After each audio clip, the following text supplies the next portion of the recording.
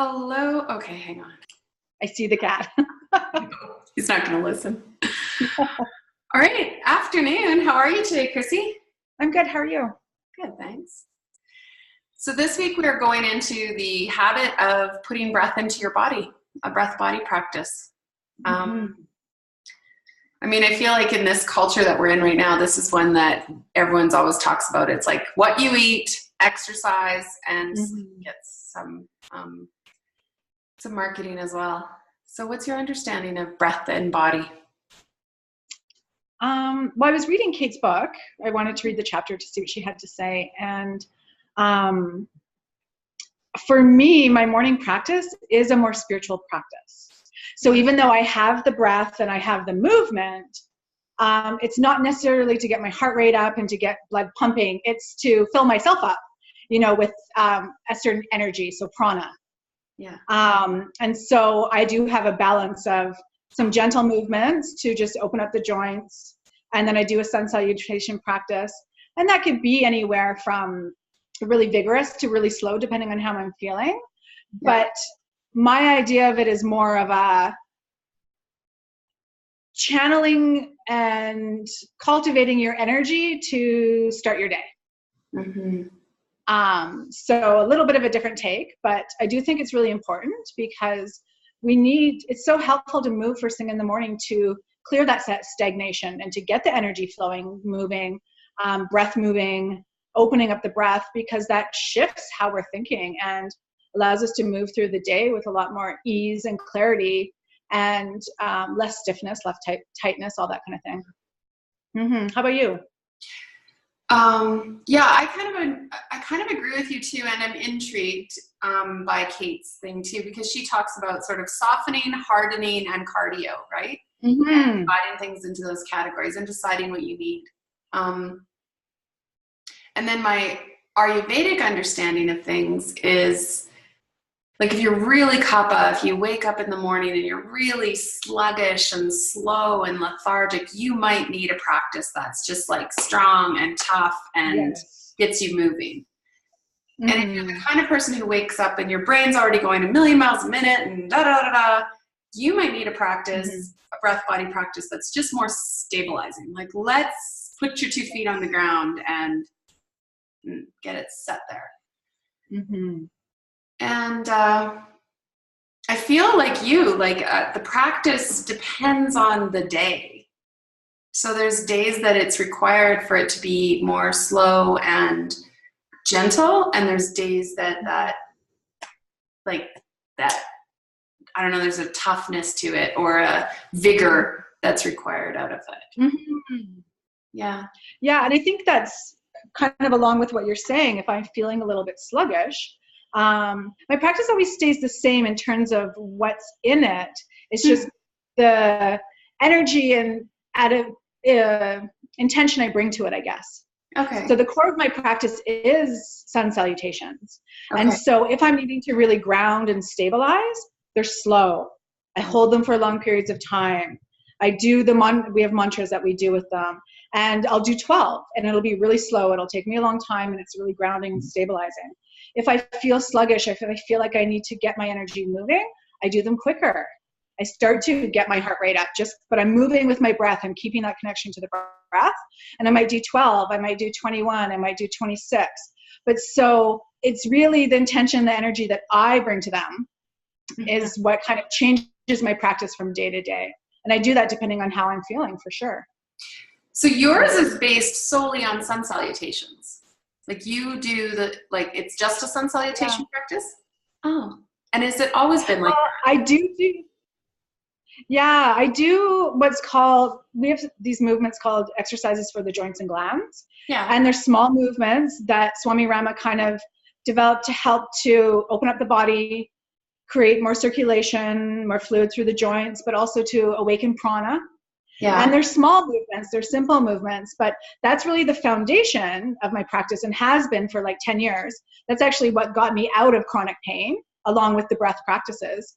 And then as my body started to heal, I was able to add in those large movements, and I couldn't do sun salutations 10 years ago. I was in too much pain and too many injuries. And so I've slowly built that up. And so I have the two components. And so I would say they're both soft, but sometimes the joints and glands is soft and the sun salutations can be more hard or vigorous or cardio, depending on what I'm needing. But that first part is always there to really connect, to really open up and see how I am feeling, and then take that awareness with me into the second part of the practice, right? Into the sun salutations. Yeah. And that's been consistent for like 10 years. And sun salutations are vigorous. Like they are. There's a vigor to them. It doesn't matter how slow you go because they're supporting your own body weight throughout the whole thing. And they do lead you through, I don't know, all the movements through flexion and extension for sure. Yeah, through your body. So there is an element of difficulty to them. I would say downward dog is one of the more difficult poses to do correctly in the yoga world. Yeah. Definitely my focus is breath though.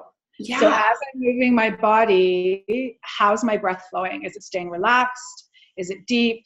And just that idea of it's not just breath, it's prana that's flowing through me. And so I'm trying to bring all of that together to create a harmonious kind of practice and harmonious state within me where body, breath, mind, prana are all flowing well together. And how long does your joints and glands practice take you? So it depends on the day. On the days that I have to be at work first thing, like 8 o'clock in the morning, it's usually about 15 minutes because I'm trying to fit all of this in before I go to work. Yeah, of course. On the days that I don't have to be at work first thing in the morning, I will actually sit for meditation first, and then I'll have some tea, and then I do a long practice. And so my joints and glands could take like half an hour. And then that's usually when I do longer sun salutation practice. So my whole asana practice could take anywhere from like an hour to an hour and a half.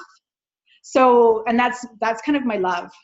So all of the things that I do are to support this practice, really. Yeah. So, do you think I could ask you to record a joints and glands for our group? Totally. Yeah. Totally. I just feel like we know there's people in the group that have that chronic pain, right? Have that, just things that are limiting mobility or limiting strength, things like that. And a joints and glands practice guided you. It was your breath body practice. It was my breath body practice for so long. And I mean, because I was in pain, and I remember I had the choice, like stay in bed, keep taking medication, or get up and do these things. And some days I would get up and I'd do them and I'd feel worse and I'd get back into bed. And some days I'd be like, I'm just going to take the pain medication and lay there. And it was a lot of back and forth for a long time before it was like, actually, this does make me feel better. And if I just do small movements, stay really clearly within my capacity, because we want to do more than we think we can. So it was really about listening to how I feel.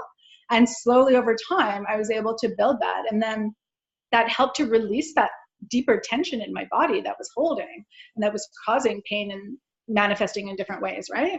So, yeah, that's great. And I think that's one of the biggest obstacles for some people when it comes to, I guess, this whole working out, if that's how if we say that that's a component of this breath body practice, the idea of working out. It's because so many people like just have a idea in their head that it has to be, I don't know, XYZ. And if they can't do XYZ, then they, give up. They can't do anything. I'm almost the opposite right now. Right now, I am teaching very gently. I'm teaching based on yoga therapy. And my body needs more right now. It needs me to just like get in there a little bit more. And it's funny because I can feel it. Not faster. It's not asking for faster right now, but it's asking for harder. Like it just wants things to like feel the burn a little bit more. It's almost like my pitta side is just saying, come on, give the fire something more to go on. Yeah. Well, and I think that's beautiful because it's helping to balance you out. And it's something for a long time that I had to temper, right? Like I had to temper, like not go to just hot yoga classes because it was so much fire. And when I recognized that all I was doing was stoking this fire that was already raging out of control, it seemed so weird to me that the way to my breath body practice was to actually make it smaller. Yeah. Yeah. And that was so out of context for me to make it smaller. And so I feel like I've been cultivating this smaller practice. And now all of a sudden it's going, now, come on, a little bit more, bigger. Yeah. Well, and to be able to listen to that. And I think that's the beauty of yoga is that it's meant to change with us. Yeah. And it's meant to evolve with us so that we can keep practicing no matter what is arising in our body, what is arising in our health, right? Yeah. So that we can continue to grow and can continue to move and breathe and feel well despite what's happening around us, right? Yeah. Absolutely. And listening to our bodies is key. Absolutely. Yeah. So big takeaway on this one, I think, is to,